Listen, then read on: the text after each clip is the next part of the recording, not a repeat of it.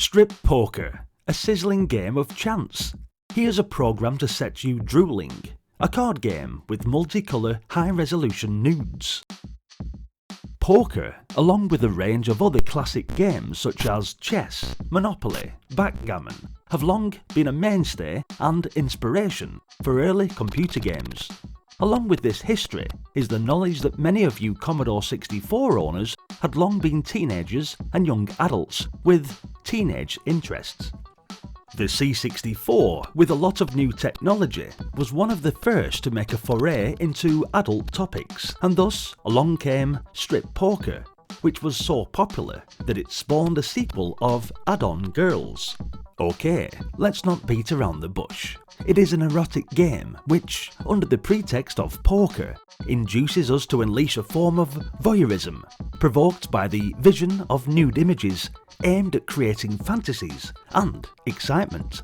Strip Poker was really more titillating than pornographic. For young adolescents, it was the perfect tease. The game was well designed, and for 1984, the graphics and the depiction of demure and yet curious young girls was state of the art. The music which accompanied the game was also well written, building on the theme of seduction, with very much that sort of atmosphere to it. Technically, the poker part of the game was well written and extremely intelligent. In fact, it was a strong player of classic 5-card stud. Unlike other poker programs, the level of computer difficulty would actually adjust according to how well you were doing. So if you were getting beaten time and time again, it would become easier. Likewise, if you were continually winning the game, it would become harder, leading a number of players, including myself at some stages as a rather excited youngster, to thinking the computer was cheating and stacking the cards in its own favour.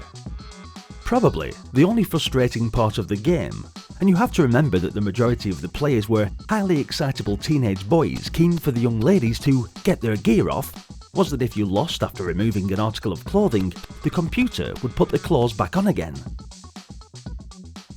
So it was possible to spend several hours playing poker with the computer, going back and forth, removing and then adding the same piece of clothing.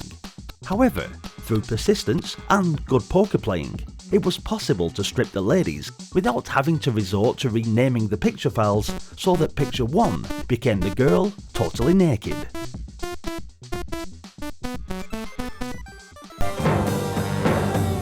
Samantha Fox Strip Poker was released much later, and despite Samantha Fox being popular at the time, it was a much weaker game than Strip Poker.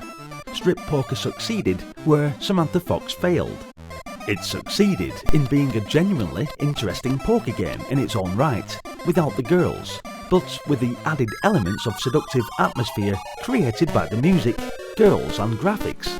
It proved a highly entertaining game, which whiled away the hours of many a young boy and his mates. Thanks for watching, guys.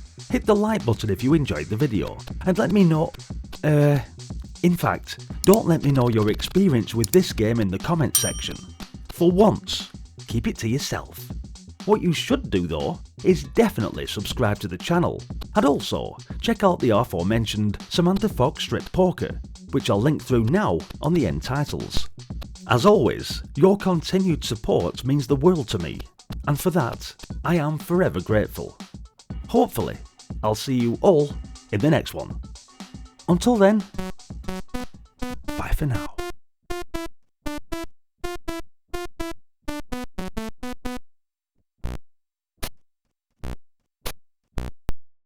Are you